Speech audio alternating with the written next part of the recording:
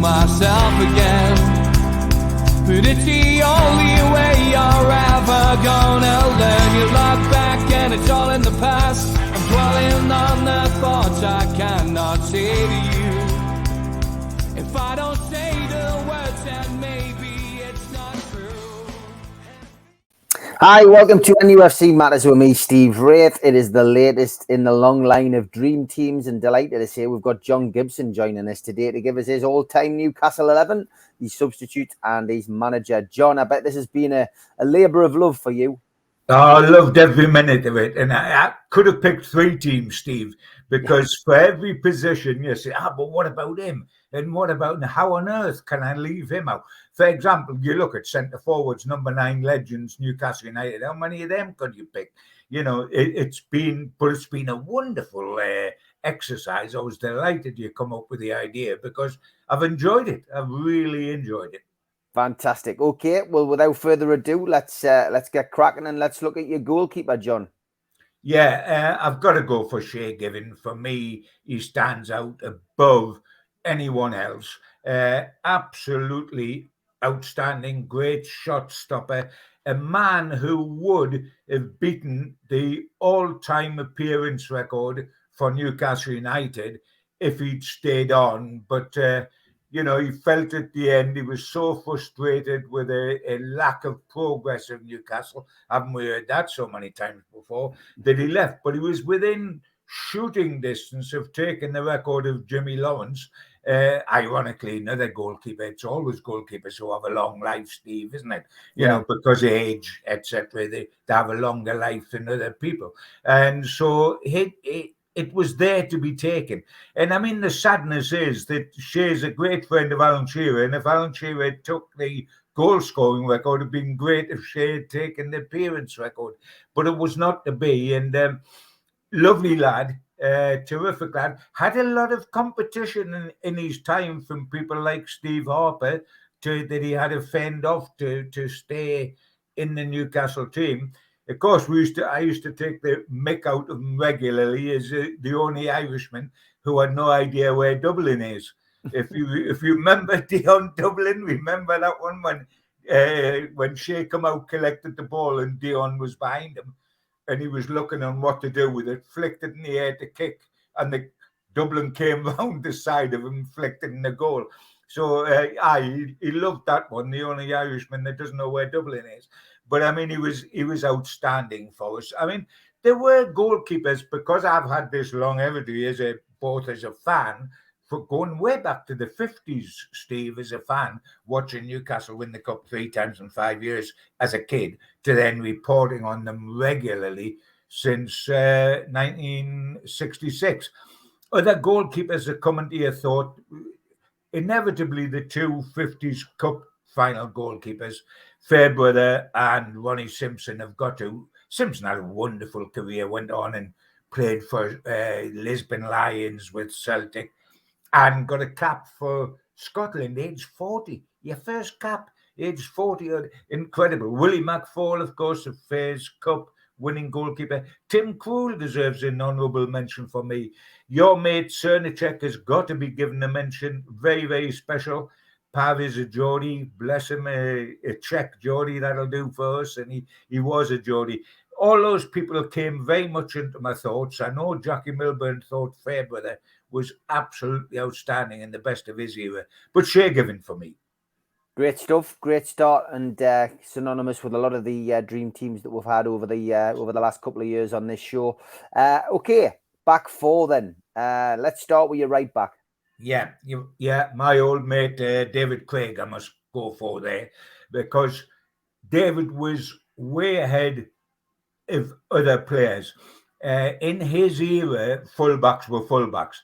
They were essentially defenders, and that was the job they had to do, and they did that job. But he could overlap with the silky touch of a midfielder. Wonderful, beautiful on the ball. But he made 412 appearances for Newcastle, Steve, and yet he missed so much through injury. He had problems with his hamstrings, He was in the Newcastle side that won promotion under Harvey to come up into the top division, and of course the great side that won the European Face Cup. But he missed both the 70s Cup finals at Wembley because of injuries, tragedy, 74 FA Cup, 76 League Cup. And he would have, so 412 appearances would have been so much bigger and so much more deserved because he was absolute quality.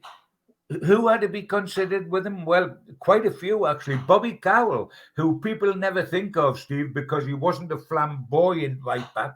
But he was. There was three guys that played in all three cup finals at the beginning of the 50s that we won. Two of them, everybody's able to name because they were Milburn and Mitchell, the two great forwards. The one that they can't name is Bobby Cowell, the right back, who was the best friend of Joe Harvey, and that went on throughout the playing career. And Joe, as manager, Cowell was always at the games supporting Joe. So there was Cowell. There was Irving Natwas, whose ability was incredible. Irving, a big mate of mine, he was godfather to one of my girls. He could play anywhere over the back four or midfield and was absolutely comfortable. Steve Watson, Barry Venison, Dick Keith, if you go far enough back, Neil MacDonald Ando. But the interesting thing for me, Steve, is that I'm having to pick my dream team as we are today. But I think there's a player currently on Newcastle's books that if he stays here and plays a few more games, could become even bigger than David Craig. And how unlikely have we always thought that to be? And that's Kieran Trippier. I think he has the ability to become the best Newcastle right back ever if he stays at this club and plays enough games. There's three out of interest, Steve, that I would take in the current Newcastle squad who only joined us in January and therefore aren't in my dream team because I haven't been here long enough, but could challenge for future dream teams. One's Trippier, one's Bruno, and one is the centre half, the Blythe Bomber. Those three could force their way into future Newcastle sides, but for me, you can't look beyond David Craig right back. No, fantastic. Great start, solid start. Let's go to your centre halves then, John. Who's your first centre half? Yeah, two. Well, the first choice, you start with musts that you have around and you think they must be in my side. And I can't look beyond Bob Moncur for somebody that's got to be in Newcastle's, in my all-time Newcastle side. He personifies being a skipper, without a shadow of doubt, probably the best skipper Newcastle have had. A terrific organizer on the field on match days and Monday to Friday in the dressing room behind the scenes. The perfect link between the dressing room and the manager, Joe Harvey. And ironically, he was in Joe Harvey's image, if you like, both in the way that he skippered the side, in his looks, in his toughness. Everything about him was the young version of Joe Harvey. And Bob I was very, very close to Bob. I ghosted his autobiography, United We Stand. We have remained terrific friends to this day. And one of the wonderful things that happened for me personally on memories is this guy has gone down the history of Newcastle United and always will do, as a defender who scored a hat-trick in a European winning final over two legs. How impossible is that? And after we won in Budapest, and he sparked and turned the whole game round in Budapest, because at half-time, if you remember, we were 2-0 down, having won the first leg 3-0, so it was 3-2, and we were getting battered. It was his goal at the beginning of the second half that deflated Uzbekistan and put us on the right foot to go on and win it. Afterwards, when we got back home, I was living down Whitley Bay at the time, and Bob said, look, well, and remember, we won it, Steve, in the middle of June. I mean, that's a nonsense. The end of the season in the middle of June, but that's how long it had taken, that momentous season. So he said, look, I'll pop down on the Sunday. We'll have a couple of sherbets and a reminisce. And we sat out in the back garden. It was beautiful weather on a couple of deck chairs and we're reminiscing. And he said, oh, wait a minute, he said, and he nipped out the car that was parked out the front and got the trophy off the back seat, brought it in, stuck it on the lawn in the back, and we're sitting having a few sherbets, and I suddenly look, and Sally, my little girl, suddenly putting soil from the garden. She was tiny, into the top of this tulip-based cup, and I thought, well, this is quite sacrilege, so we'll have to stop all that. But it was a lovely moment that stayed with me because, of course, we've never won a trophy since, never mind the European trophy. But Bob Moncur, for me, had to be in my side. Now, once I've done that, I'm looking at the other centre-half. What are your feelings, and let me mention the sort of centre-halves that are still left that would come into very serious consideration. Frank Brennan, Joe Harvey, of course, Philip Albert, Steve Howie, good enough to play for England, John McGrath, Jonathan Woodgate, what a talent he was, Paddy Howard. So there was quite a few to consider. There was a great temptation to put Frank Brennan there because of what he did in the 50s, and he was called the Rock of Gibraltar. That's how hard he was. Can you imagine him and Moncur as the two centre-halves with that? They would have turned everybody ashen that played against them. The only trouble is, Steve, if they played together, they had as much pace as a snail that's got a hiccup. I mean, so I wasn't going to put them two together. And who had to go for? I had to go for Prince Philip, hadn't I? Philip Albert, because what sophistication, what quality, what audacity. And for me, when I did the 10 greatest goals I've seen Newcastle as a fan and as a hack, and his goal against Manchester United was voted by me as my number one goal for the sheer audacity of it, for the sheer beauty of it. And how do you not put Philip Albert on your side if you're a lover of entertainment? And I am. And why can't we have a centre-half that entertains as well as defends? And Philip Albert did that. Yeah, superb play. And of course, that goal he scored against Manchester United in the 5-0 win is iconic these days, isn't it? Absolutely iconic. Okay, great stuff. So we've got Albert alongside Bobby Moncur. And who have we got on the left-hand side of this back four? Again, I can only go for one man. Absolutely burnt into my memory of the great full-back partnerships of Newcastle United. It's Craig and Clark. Frank Clark is my Newcastle United left-back. He did what was essential to be done in those days, which was you had to defend. And he was possibly the best defender I've ever seen. He got a nosebleed if he had to cross a halfway line, but he was absolutely tough. In fact, he never did cross a halfway line. Such thoughts absolutely frightened him to death. I mean, that was a swimming pool with sharks in it, the other side of the pitch. He never went there. But when you consider what a wonderful, wonderful player this guy was, he had won the FA Amateur Cup with Crook Town at Wembley before he came to us.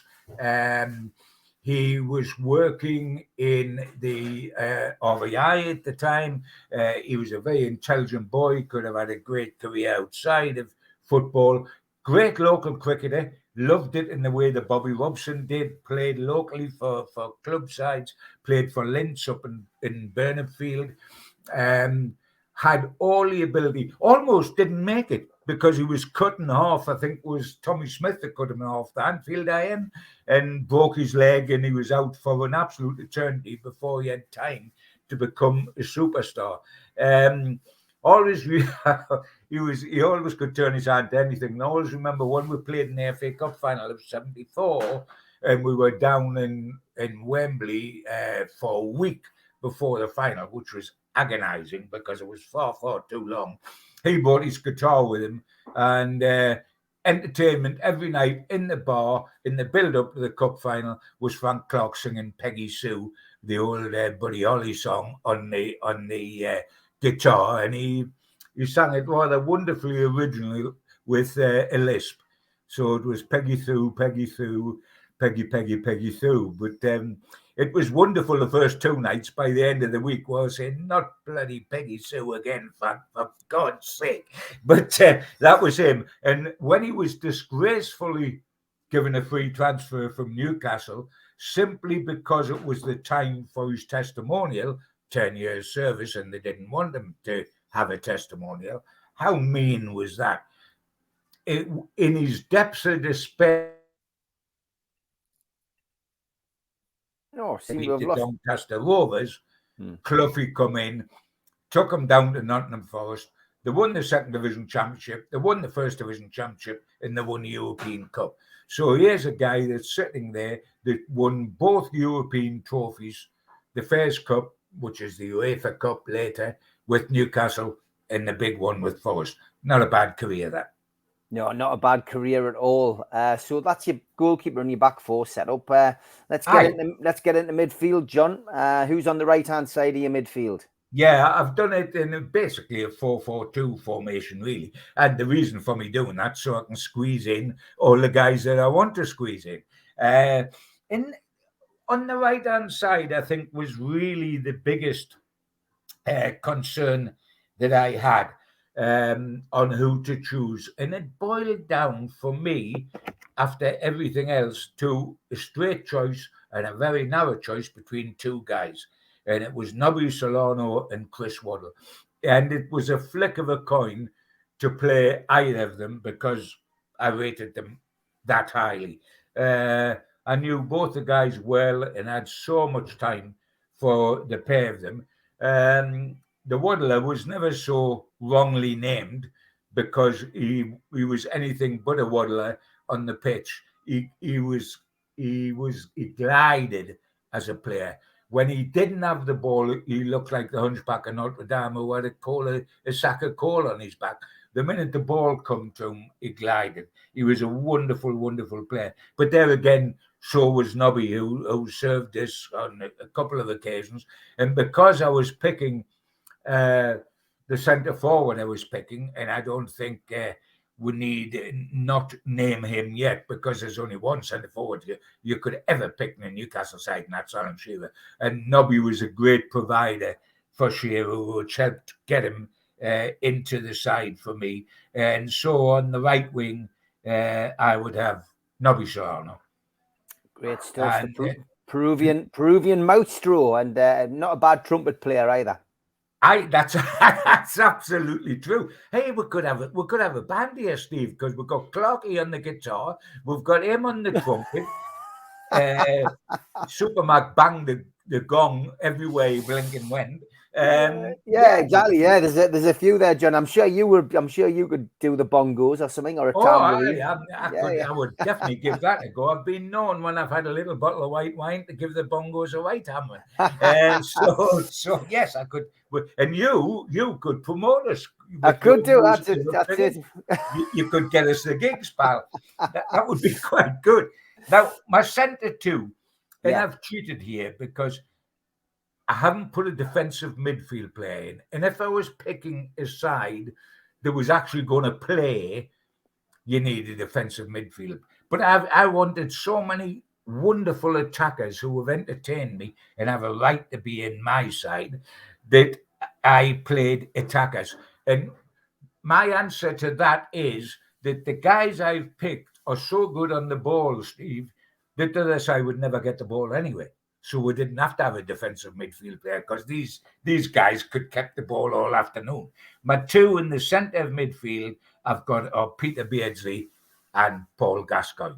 Now, if you can do better than that, I'll stand tapping. I mean, Beardsley, for me, is the greatest player that's ever played for Newcastle United in terms of sheer ability. his ability was phenomenal. You could pick him as your top creator of goals, and you could pick him as a natural, wonderful, inventive finisher. He could do both jobs. Normally, you have somebody do one job or the other job.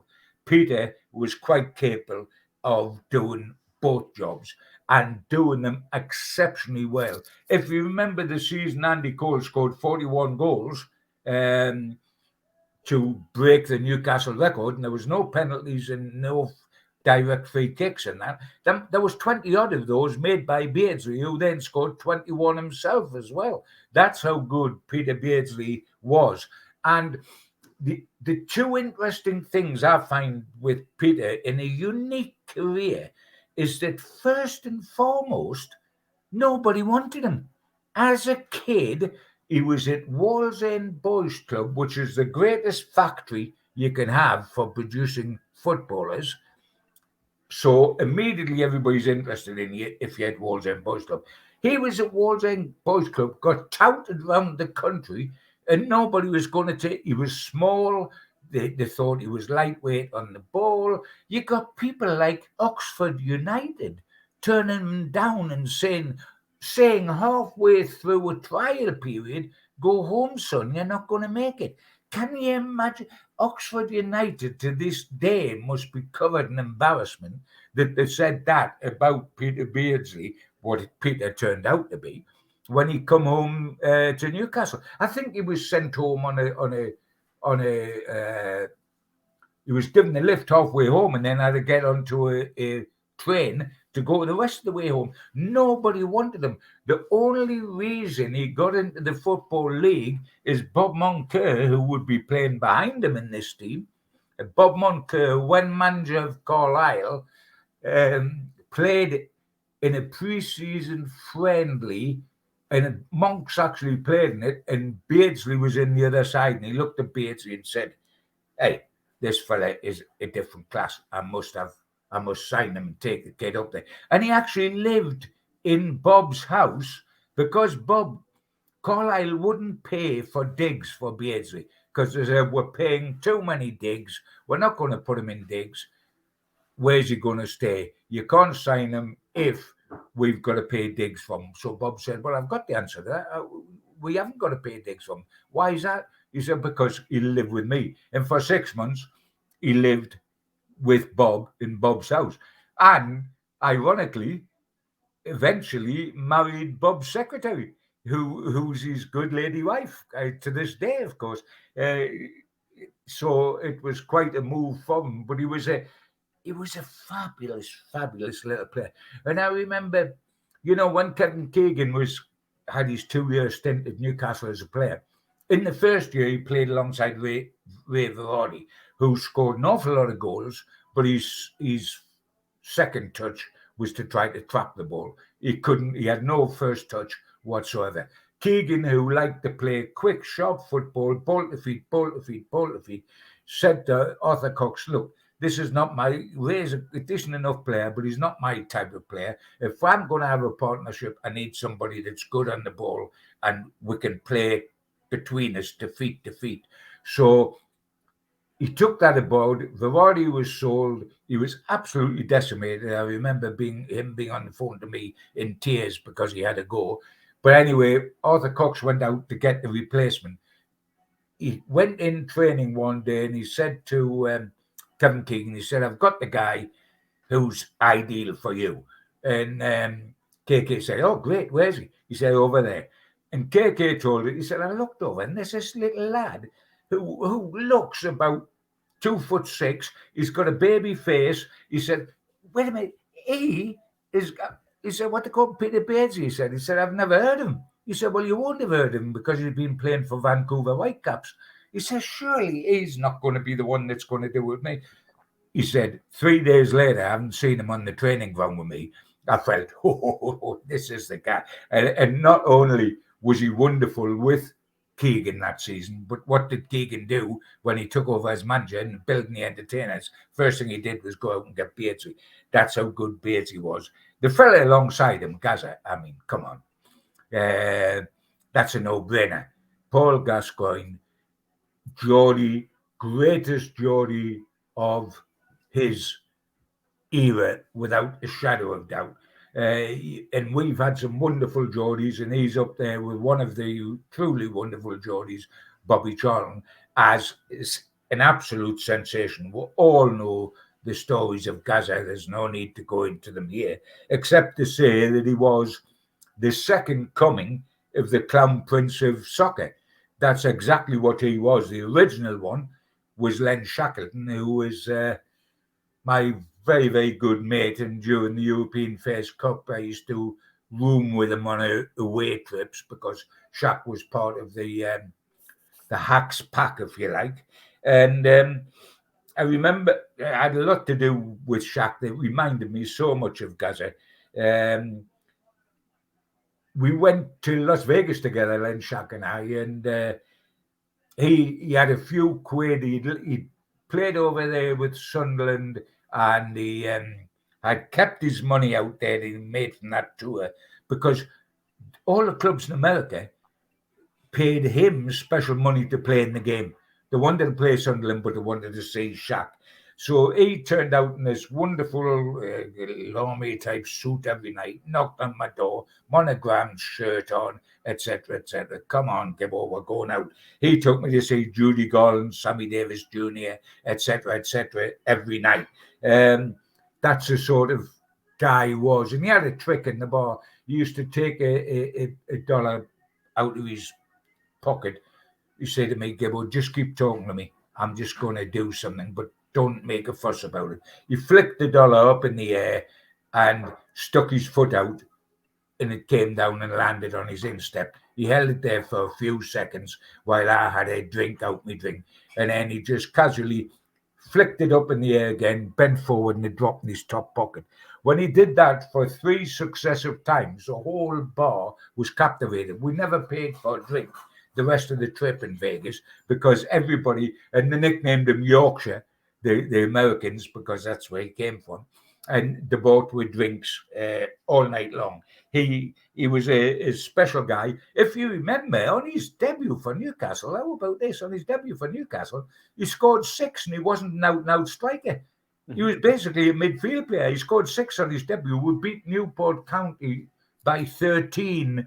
And before anybody thinks, well, who the heck are Newport County these days? This was in the league. They were in the same division as us.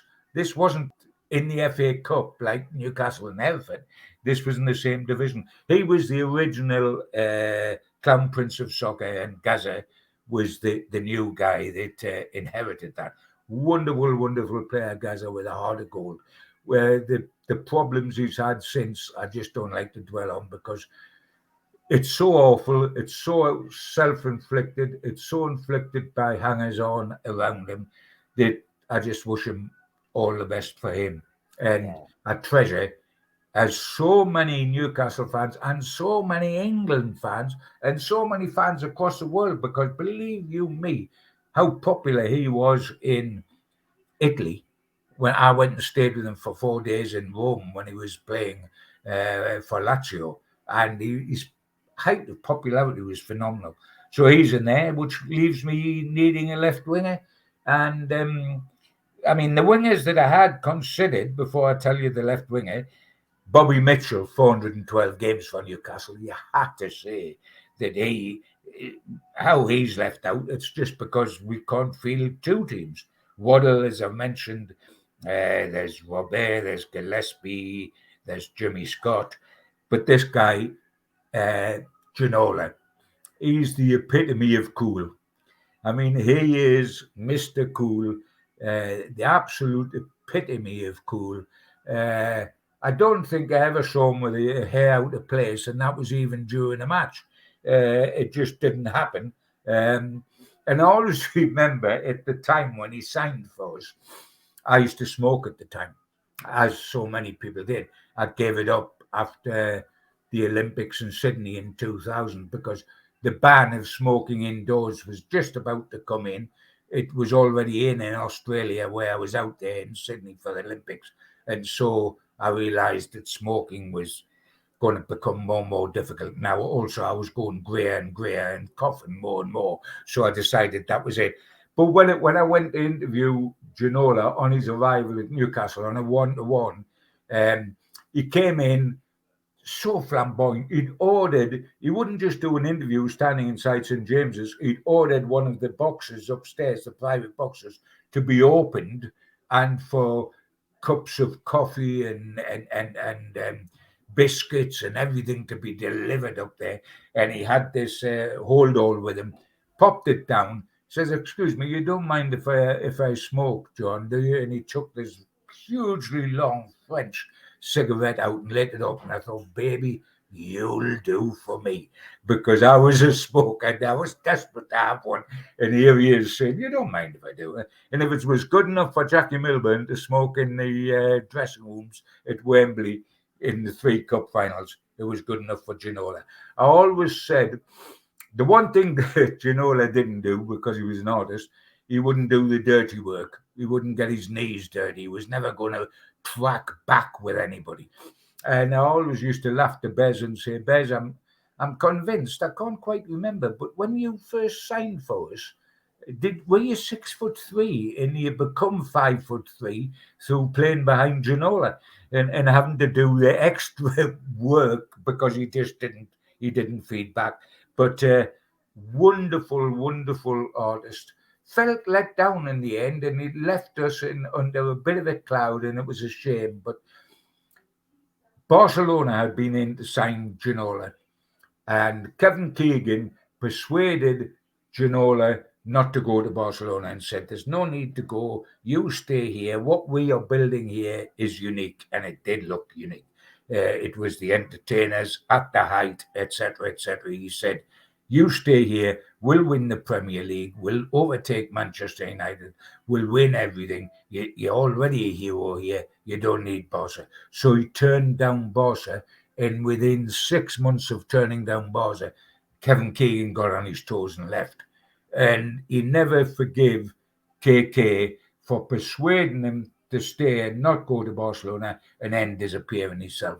And that was tough. But Ginola gets my left wing spot, which only leaves me with 2 attackers, my friend. Yep, 2 forwards, mate. And I'll be surprised if I'd got these wrong, to be honest. Who's your first one? Yes, I think you would. The choice is pretty good, as you know, Steve, beyond the 2. But for me, there was only going to ever be 2. It will surprise you, no doubt, to know that the number 1 centre forward is Alan Shearer. What a surprise that's turned out to be.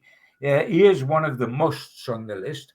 I mean, my musts on the list was I must have Shearer, I must have Beardsley, I must have Gascoigne, I must have Shea Given, and I must have Frank Clark. And this guy still holds the goal-scoring record for Newcastle, and will probably hold it for as long as time exists, because how many people will be around long enough at one club these days and score the number of goals he scores and be happy to stay here? Because as a Geordie, he sacrificed medals to come to Newcastle and become the greatest goal scorer this club's ever known in 130 years. A terrific finisher. A man who was so close to Jack Hickson, the guy that discovered him, who is a Geordie who worked in the Central Station, worked for British Rail in the Central Station at Newcastle, built up this amazing career of finding wonderful talents. And although Jack Hickson was a Newcastle United fan, he only worked for Newcastle right at the end of his life when Shearer was the superstar centre forward. Before that, he worked mainly for Burnley, he worked for Southampton, he worked for all sorts of clubs before he ever got to Newcastle. And he was the guy that took Alan Shearer away to the south coast to sign for Southampton, where at 17 he made his debut against Arsenal and scored a hat-trick. That told the whole world what we were about to get. The wonderful thing was at Jack's funeral, a special moment for me on Jack's funeral down in Chronicle. Everybody that he knew in football, his family asked for 3 people to talk from the pulpit at a packed church One was Alan Shearer beyond anybody because he was like a second father to Alan. One was Laurie McMenemy, the manager at Southampton when Jack Hickson was scout there and when shortly after taking Alan down to that club. And there was myself, and it was a special moment. And Jack always said to me, the epitome for me would be if when my two great finds, centre forward finds, play for England together in partnership. And he meant Alan Shearer and Michael Bridges. And that would have happened, I think, without a shadow of doubt, had Bridges not got the severest of injuries when he was at Leeds. But Alan Shearer, without doubt, is my number one, and my number two centre forward to go alongside him. Bit of a surprise to all of us. Super Mac. Was I ever not going to pick Malcolm MacDonald? Dear mate. But it's not a matter of nepotism and just looking after a good mate. He is a number 9 legend every bit as much as Shearer was. My tragedy, and I thought of trying to do it, was that there's 3 number 9 legends I would love to have played, and the other is War Jackie, who became a very close friend of mine as well. I ghosted several of his books when I was a young reporter. I actually thought of playing him at outside right ahead of Solano and Waddle because he was an outside right at St James's Park before he was converted. But I felt I was pushing my luck a little bit and dragging us back into the 50s, which was a bit harsh to dwell in it too long. But Super Mac, I mean, dear oh dear. His nickname alone tells you enough. I mean, Super Mac. You can't get anything much better than that. And alongside Shearer, they would complement each other so much because Super Mac's so quick. The one thing Alan Shearer didn't have was pace. You put pace alongside him, and you've got then some partnership, haven't you? And they would have been a terrific partnership together. Super Mac's a very special man in my life. I was best man at his wedding to Carol. When I was so close to him when he was a player here, got myself in awful trouble with managers like Gordon Lee. They didn't rate Super Mac and was very cynical towards me because I did rate Super Mac. But hey, that's the way it is. SAS forward line, Shearer and Super Mac. I don't think you can beat that. Though, funny enough, Shearer liked SAS partnerships because he had Shearer and Sheringham, if you remember, with England. So S&S fit in. He also had Shearer and Sutton at Blackburn when they won the title. So SAS partnerships are terrific. But I think that is quite a useful team. And if they could have all played in that pump, and obviously they didn't quite all come to that pump together. Monks was from the original age, and perhaps Craig and Clark as well. But that is a great sign. And my only consolation is that the ones that I felt embarrassed at having to leave out, because I could only pick 11, I quite quickly shoveled them onto my subs bench, Steve. I didn't notice that. So without further ado, give us your first sub, John. Yeah, I had to go for War Jackie because I'm embarrassed to this day that War Jackie didn't make the side because, I mean, what a player. He epitomizes everything you want a Geordie to be.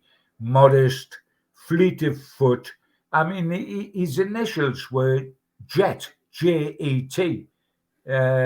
John Edward Thompson, Milburn. And if anybody, I mean, Mum must have realised exactly what she was doing when she named Jackie Jet, because that is how quick he was. Embarrassingly modest. Won the FA Cup 3 times in 5 years in the early 50s, and Newcastle haven't won a domestic trophy since. He speaks for himself. First on the team sheet. I've also gone because I like entertaining players, and that means in the main forward players, I had to go for Les Ferdinand. Ferdy is his partnership, and we're talking about partnerships, Shearer and Super Mac. His partnership with Shearer, everybody said when Shearer come to the club and Ferdy was already here, they'll never play together. They're both target men. They'll both want to make the same runs. They will never dovetail.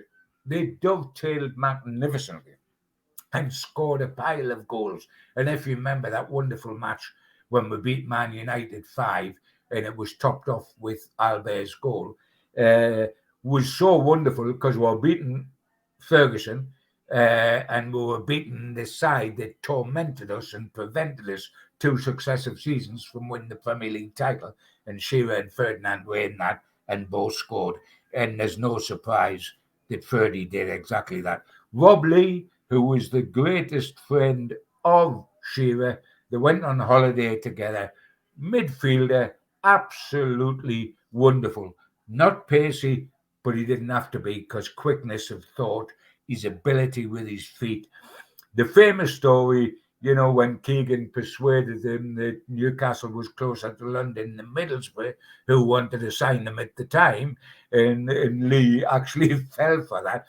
Though, to be truthful, KK was meaning to fly to it, and Newcastle's on a direct route in Middlesbrough isn't. But what a signing Rob Lee was for us. I couldn't leave out Tony Green, and the reason for that is because it's one of the most wonderful talents I've ever seen. He only played 20-odd times for Newcastle because he was cut down in his prime with an awful, awful injury that finished him. And what a tragedy that was for him. But what a tragedy for Newcastle fans who were deprived of one of the greatest talents it was possible to see. When you saw him on a Saturday afternoon, you were privileged to watch a silky smooth operator. When you saw him Monday to Friday on the training ground, you thought you'd have to go in and iron lung at the end of training because he was at the back if they were running. He used to be up at Benwell at Vickers Armstrong's old cricket ground at the time, and they used to lap Joe Harvey being a sergeant major type, which he literally was. They used to lap the cricket ground at the start of training, and Tony was always at the back of the group, gasping for air and looking absolutely horrible. Throw him a ball and it was wonderful. But then Supermac, who on cross-country runs was at the back because he was a sprinter. So he was in good company. Bobby Mitchell's on there because, quite frankly, he was the original Bobby Dazzler. That was his nickname. He was a Bobby Dazzler. He won 3 FA Cups with Newcastle alongside Milburn at the beginning of the 50s. One of the extra special players of that time. 412 appearances for Newcastle tells you everything. Terry McDermott, got to be in there. Box to box. Wonderful player. Went on with Liverpool to win European Cups, to play for England, to do everything. And top and tailed his career with Newcastle. When he first came during Joe Harvey, he was a complete unknown out of Bury that came to Newcastle, did so well, was our star man in the 74 Cup final. Not that he had much opposition because we didn't have many stars that day, but he was the star man that day. Liverpool immediately wanted to sign him, take him back home. Of course, he went there, won all the trophies. When KK, he was back at Newcastle to play with KK at the end of his time, McDermott, who then incidentally went and played for Tommy Cassidy, my old mate over in Cyprus, to end his career. And of course, when KK came back here, he decided that he wanted his gopher with him. His gopher was Terry Mack, and all of a sudden, Terry Mack became an established piece of the furniture as backup to so many Newcastle United managers. And off the top of your head, it started with KK and it went on to Dalglish and it went on to Souness and it went on to Sam Allardyce and it went on to Rhoda. He has been a Newcastle United servant for so long, having a tough time of it at the moment, and all our thoughts go out to Terry Mack, who's a lovely, lovely man. Chris Waddle had to be in there. I almost put him in the team. He was a great player at the time when he came through, when Newcastle's forward line was Waddle, Beardsley and Keegan. And they talk about playing with false number 9s these days. There was no number 9 there. When we played those three up front, there wasn't an orthodox centre forward there at all. They're just interwoven and did wonderfully well. He was a throwback to the old age, you know, Stephen. He used to go home on the bus. He used to walk down to Marlborough Crescent after playing for Newcastle first team, walk down to Marlborough Crescent, get on the bus. He said he used to go upstairs and he used to buy the football pink. So not necessarily so he could read what Gibbo was saying, so he could hold it in front of his face so nobody'd recognize him. And he'd be sitting in the bus with this pink right up in front of his face, and he could hear everybody talking about himself. Hey, that Waddle is a decent player, like, but he could do a little bit more work off the ball. And when he hasn't got the ball, he looks deformed. But when he's got the ball, what a good player. And he was a throwback because he went along the felling, bypassing away off home. Willie McFall has got to be the goalkeeper that I put on the bench. I realise even an attacker like me, and there he is with Mirror, the first ever Brazilian to play in the Football League, and it happened to be with Newcastle. The interesting thing there, Mirror was the first ever Brazilian to play in the Football League, and it happened to be with Newcastle. We've now got two, of course, with Bruno and Joe Linton. And that deal then, that was when Willie McFall was manager and signed Mirandina. The agent that acted for Mirandina in that transfer was Malcolm McDonald. So the links just keep coming up. Willie McFall, wonderful goalkeeper, so long as a goalkeeper with Newcastle United. It was very unlucky that he didn't win bag full of non-Ireland national caps, but Pat Jennings happened to be around at the time, so he didn't. And has won the longest service ever at Newcastle because he never left the club. Having been a goalkeeper, he went on the coaching side, coached at all levels all the way through, and ended up as manager. And I always remember phoning him up the day he was appointed manager for the first time. And I said, Willie, Gibbo, yeah. I said, you've just made your first step today towards a sack. And he says, thanks very much, Gibbo. I said, hey, listen, you had a job for life, pal, on the coaching side. When you become manager, your time's limited. When Leeds can sack Cloughie after 42 games or 42 days, when it's inevitable that you're going to get the sack, all managers do get the sack, and sure enough he did. But he's been a wonderful servant, faithful to us to these days. And I suddenly looked at all those subs, and I had to pick my last one. And I realised outside of McFall, everybody is an attacker. So I thought, I've got to have one defender on the bench. So I thought, my mate Irving Nattwas, because he can play all the way along the back four. He can play right back, either centre half, left back, and as it happens, he could play defensive midfield as well. So he's in to cover every defensive position that's possible. And also, by the way, lovely to watch because his touch was second to none. A good pal, as I said at the time, him and Bob were godfathers to a couple of me girls. So I've got to put them somewhere along the line. But he is one of the great, along with Pop Robson, he is the best Newcastle player never to win a full England cap, because both of them thoroughly deserve that. So that completes the bench and leaves one position to go, I think, Stephen. It does, and when you sent us the email through to confirm, you were still in a bit of a dilemma. You give us three names and you couldn't separate the three. So what have you ended up doing, John?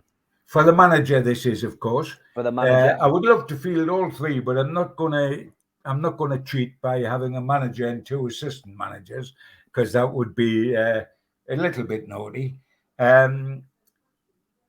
Let me tell you the three are, which is no surprise to anybody, including our listeners here. The three are inevitably Joe Harvey, Kevin Keegan, and Sir Bobby Robson. We've had some dross as managers in my time. By Jove, that list. You know, if you pick your worst Newcastle side, and then with subs, and then your worst manager, I mean, I would have to stay up for a fortnight on the worst manager, because there's so many would qualify for a position. These are the only three really to qualify for the manager's job. I would love to have made it Kevin Keegan because of his philosophy and the way he bought players and the good eye he had for talent. Bobby Robson, a lovely, warm, gorgeous bloke. I had so much time for him, knew him from his days at Ipswich, went out and stayed with him in Porto for 4 days when he was manager out there, and had the great philosophy as well. But at the end of the day, I've had to go for Joe Harvey because I've got to remember one thing. Newcastle United have been devoid of trophies for far, far, far too long. I mean, we're devoid of them. They're embedded in my memory, the dates. That's how long ago it is. 1927, the league. 1955, a domestic trophy. 1969, any major trophy. That is enormous. And this guy it's staggering to think that as good as Keegan and Bobby Robson were, we still never won a trophy under them. We finished second top of the Premier League and third top of the Premier League. And my Jove, is that good or is that good? But we never actually won a trophy. This guy came to Newcastle, Harvey, when we were at the lowest ebb possible. He won the second division championship, not finishing second or third or anywhere, the championship to take us up. He built 3 sides, the side that won the second division championship, the side that won the European Fairs Cup, and the side that played in the 74 FA Cup final, all successful. He won for Newcastle the second division championship, the Anglo-Italian trophy, which takes some doing. We beat the likes of Roma and Fiorentina, both away to win that, which takes an awful lot of doing. He won the Anglo-Scottish Cup, which was called the Texaco Cup, twice. He won the greatest trophy we've ever had in terms of the only European trophy we've ever had, and he took it to the FA Cup final. No relegations in that record at all. And on top of that, this is the guy who captained us in 51-52, the FA Cup winning sides, and was a coach in 55. Now, if you pick any great Newcastle side, and that is his record, and you don't put him in there somewhere, there's something dreadfully wrong. So Joe, loved you to death, my old friend. You're my manager. Fantastic. Great team. Given in goal, back 4 of Craig, Albert, Moncur and Clark. Midfield of Solano, Beardsley, Gaza and Ginola. And up front, no surprise really, Shearer and Supermac. And on the bench, we had Milburn, Les Ferdinand, Rob Lee, Chris Waddle, Tony Green, Terry McDermott, Irvin Natras, Willie McFall. And the manager eventually whittled down to the man who won us trophies, Joe Harvey. John, absolutely fantastic team that. I'm just going to give a shout out to the sponsors. Big thank you to Spider VPN and Spider Miner. They give you worldwide coverage. They are the boys to trust. Thanks to skipsandbins.com. Telephone 0800 25 45 25 3. Email inquiries at skipsandbins.com. Website www.skipsandbins.com. Easy contract free and pay as you go waste collection. Thanks to L&G Family Funeral Directors 01913897245 and the Garden of Healing Dispensary, CBD hemp and cannabinoid specialists www.thegohd.com. Thanks to qtechshop.co.uk, the makers of pool tables and snooker tables in Wallsend, Newcastle, and the guys who run our website, NUFCmatters.com. Thanks also to CleeKai. Meet the new Game Over screen. Drop into a CleeRun device near you. Available on Apple Store, Google Play, and CleeRun.game. Thanks to Jab Signature, jabsignature.co.uk, and Media Arts for all the help with the video side of things. Newcastle Legends logo in the bottom right-hand corner is what you need to tap to subscribe. We do 7 shows a week. Well worth subscribing to. Hit the thumb up to like the videos. Click share to your social media, and drop into the comment section to speak to like-minded Newcastle fans. We're also available as a podcast on iTunes and Spotify and other podcast providers. Always goes up 24 hours after the show. And if you want to become a member, put your phone camera over this QR code, takes you straight to the website, or go to NUFCmatters.com and look for membership, and you will get a pen, a cup, and a scarf and a membership card and entry into the monthly draw. And if you're a subscriber, don't forget you can apply for a car sticker. Just go to nufcmatters.com and find out more. Super Mac, who was mentioned in John's team, often does the pre-match and after-match at the Dog and Parrot. 5 minutes walk from Central Station, so get yourself along to meet Malcolm for free. Great beer, great food, and a pool table. Kids are welcome on match days. And don't forget, we also support the food bank on here. NUFC fans, foodbank.co.uk. Make a donation virtually via the matchday bucket. That's available to use 365 days of the year. John, delighted to have done that with you. I hope it gave you as much pleasure as I'm sure it gives everybody at home watching, mate. It certainly did. Thank you for giving me the opportunity to do it, Steve. It was a lovely trip down memory lane. There wasn't much glint of silverware in the recent times walking down that lane, but it was a good bit of fun. And let me reiterate, maybe Trippier, maybe Byrne, maybe Bruno will be in a future Newcastle United Dream 11. I would certainly hope so. Here's hoping. John Gibson, thanks very much, mate. Take care. All the best, fella. Take care. Bye-bye.